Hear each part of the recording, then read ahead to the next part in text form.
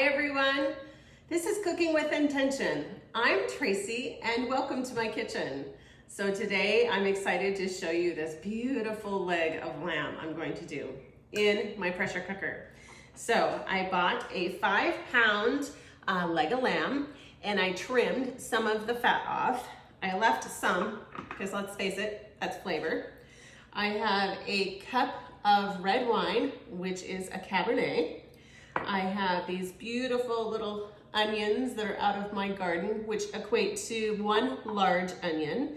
And I have a cup of beef broth, some fresh thyme, some fresh rosemary, 10 cloves of garlic, and I have some coarse sea salt and pepper.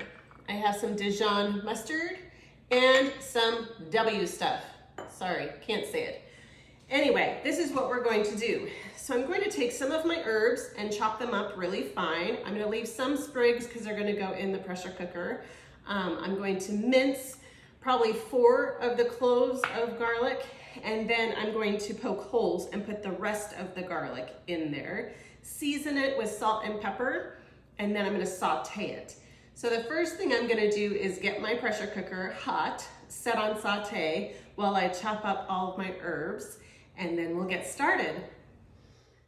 All right, I have my pressure cooker on saute with some olive oil, and I have minced 2 cloves of garlic is what I decided to do. And I did chop up finely all of my, not all of it, but the rosemary and the thyme. And so I have already poked holes into the other side and here. So now I'm just going to insert my cloves of garlic and I'm going to start to season. So I want to create my rub. So I'm going to add some olive oil along with some of the garlic. And I'm going to just mix that all together. I'm going to use all my garlic. And I'm just going to start rubbing it in. So you want half on one side, half on the other. So I'm just going to rub it in, and the flavors of the fresh herbs along with the garlic is just amazing. So let's flip it over. And you can see my cloves of garlic here. You might think, boy, that's a lot of garlic she's using, but it's going to pressure off too. And you want to get your ends, rub it all in there nicely. So now I have my coarse sea salt and black pepper. Again, rub that in. And same on the other side.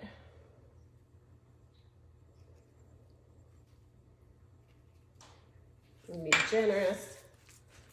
So now I am ready to go into the pressure cooker. And it's hot. You can hear that sizzle. We're gonna do about 5 minutes per side. It has been 10 minutes. I've already, as you can see, one side already browned and the other side just got done. So now what I'm going to do is I'm going to mix my wine, my broth, my mustard, and my W stuff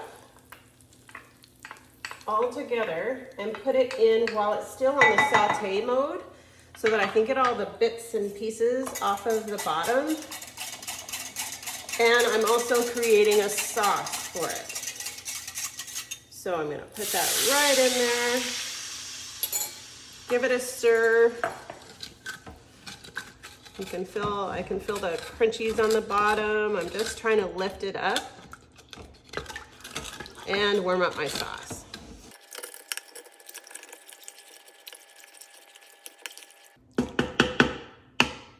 I'm going to change my mode from the saute to pressure, and I'm going to pressure time it for 45 minutes. So I am going to put my leg of lamb back in.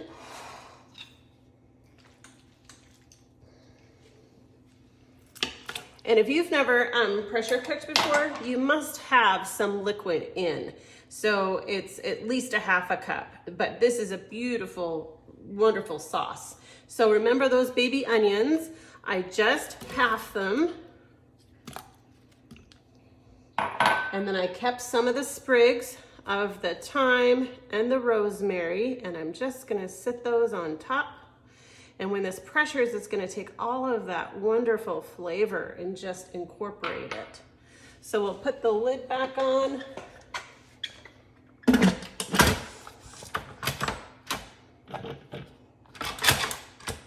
Make sure that it's on pressure and it's gonna take 15 minutes to come up to pressure and 15 minutes to come down.